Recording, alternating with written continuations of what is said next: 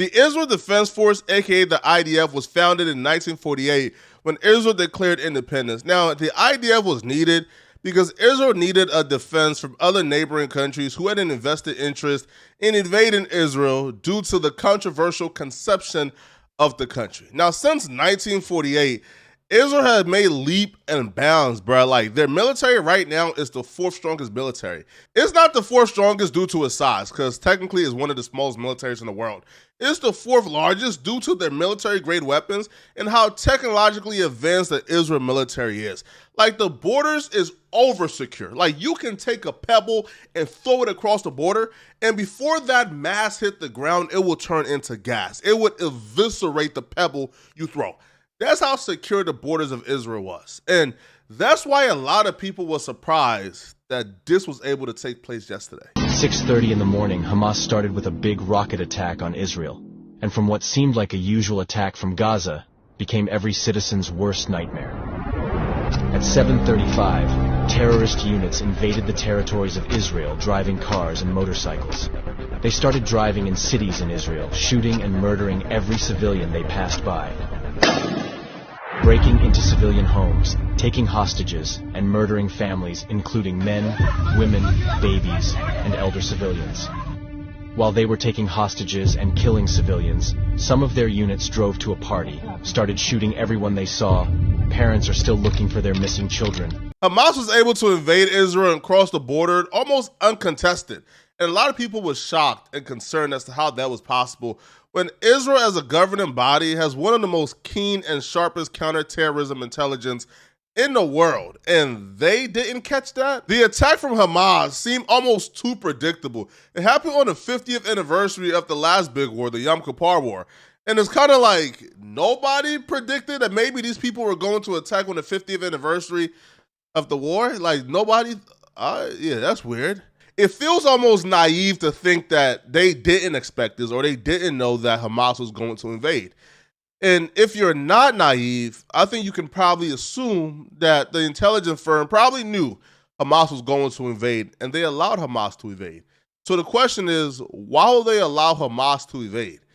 Well, I think the answer is right in front of us, and Andrew Tate may have an answer to that. So let's check it out. So let's talk uncertainties. As a professional, I talk uncertainties. It is certain that civilians will die. It is certain that children will starve. It is certain that there are people who know more than us behind the shadows who are orchestrating certain actions with very little regard for human life. As always. As always. It is certain that it is a chessboard, just like we have right here. And any capable chess player is prepared for a pawn to die if it allows them to win the game. That's what I do when I play chess. So the people who are in charge of the world do. It is also pretty clear to me that when anybody is instantly and absolutely galvanized into encouraging the genocide of any other nation or peoples, they have fallen deeply into a psyop. Right now he's speaking in parables, but he does condenses and clarify his point shortly. But before he does that, though, let's stop right here and address his psyop claims. You know who knows all too well about psyops? Well, the Prime Minister of Israel, Netanyahu.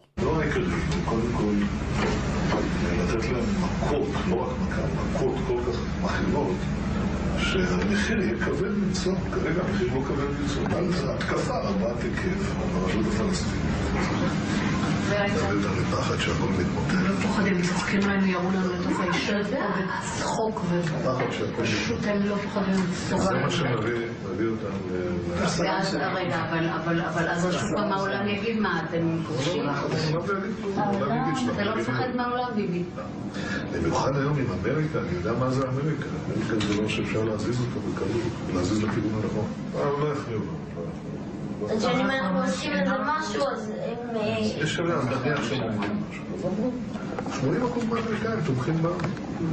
That video is the Prime Minister of Israel, Netanyahu, before he was Prime Minister of Israel, breaking down how he would wipe Palestinians off the face of the planet. Now, his plan was he would wipe them off the face of the planet by striking them day and night with high-grade military weapons. And then when the interviewer asks, well, don't you fear that we would be the aggressor?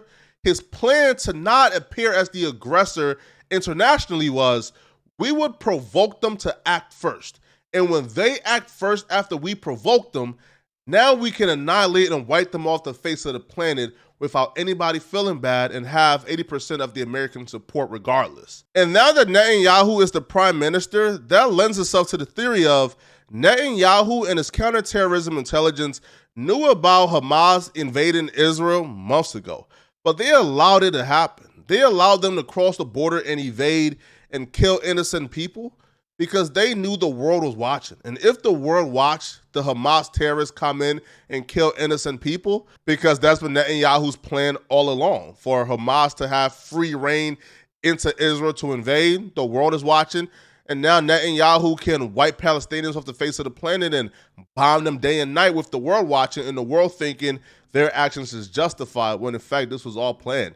And Netanyahu isn't hiding his intention at all, because after Hamas invaded, Netanyahu made a press conference and he essentially said, listen, we're going to wipe them off the face of the planet.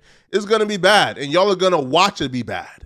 אזרחי ישראל, אנחנו במלחמה, לא במבצע, לא בסבבים, במלחמה.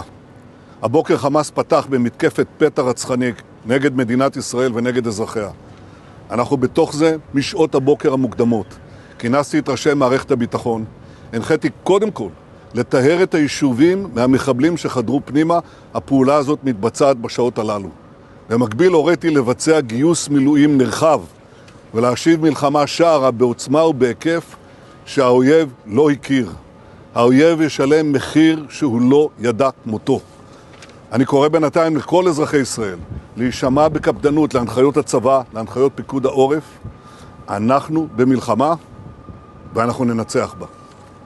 Our enemy would pay a price for this in which they've never paid before. This man is planning on committing genocide for an invasion that he allowed happen. It's insane. Now, Andrew Tate has a great analysis for this. Let's check it out. Pawns on the chessboard. I'm smart enough to look at this situation and understand what's really happening. I'm not going to lie. I do find it extremely suspicious that the most feared intelligence agency on earth didn't manage to detect an invasion on the 50th anniversary of another famous invasion. It does seem a bit weird. Like, I'm sure if you were to take a remote control car, which could be a drone or a bomb, and try and drive it towards an Israeli checkpoint or the border, they would detect it and destroy it. But now we've had 500 pickup trucks full of dudes just burst over the border. That's weird. Now, I'm not a conspiracy theorist. I'm highlighting that it's very strange. Now, once again, let's go back to my original assumptions. Let's say that it's a big chess game. And let's say a gap has been left, a pawn has been left to hang, so that when it dies, you can fork your opponent. Very common in chess. Makes more sense to me than the fact that Mossad failed to detect an entire invasion. I don't know. Andrew Tate is speaking in code because he ain't trying to get canceled again. But he's absolutely right. Netanyahu playing chess and allowing Hamas to invade and knowing about their invasion well beforehand and still allowing it is much more plausible than 500 pickup trucks coming across the border on the watch of IDF. That's not even a feasible thought. Armed men crossing the border and invading Israel and going undetected by IDF is the closest thing to impossible. It's not even a chance that happened. I'm sorry. Now, another aspect of this that people aren't really talking about is how this war almost certainly guarantees Netanyahu's re-election. In a time of war where people are now viewing Gaza and Palestinians as the enemy and they view Netanyahu as the savior who can deliver Israel from out of the war, if he pulls this off, well, he's going to pull it off, right? Because Israel is much more advanced. But when he pulls this off, he's now God to these people. And also, too, Netanyahu has been known as one of the most corrupt officials in the world. You telling me right now there's war. Government now has total and 100% control and power over its civilians. Netanyahu gets to grease his pockets at least one last time if he's not reelected. It's like martial law, right? Whenever martial law is enacted in a city, the government now has 100% control. They can violate your rights whenever they want to. Let's also talk uncertainties. War, destruction, and uncertainty always leads to stricter controls from the regime. Always. Always come along and they take away your safety. Sorry, they take away your, let me apologize. Freedom? They always come along and take away your freedom to guarantee your safety. So perhaps, and we don't have to look at Palestine, Israel. We don't have to look at Ukraine, Russia. We can look anywhere. If a regime wanted more power over its citizens, the easiest way to do that would be to orchestrate an unsafe environment purposefully. They would purposefully make sure the society was not safe so they could come along with the solution. You make society sick so you can give it the medicine. I'm only talking uncertainties. Facts has been presented to you guys. So it's time for y'all to let me know. What do you guys think? Did Netanyahu know about the invasion beforehand? Or are we crazy? Right? And if you're still watching, click on the video somewhere on my screen to find out why Glorilla beat up this female rapper at the VMAs. Again, click on this video to find out why Glorilla beat up this female rapper at the VMAs. I'm going to see you guys in this video, right? I'm out of here, folks. Peace.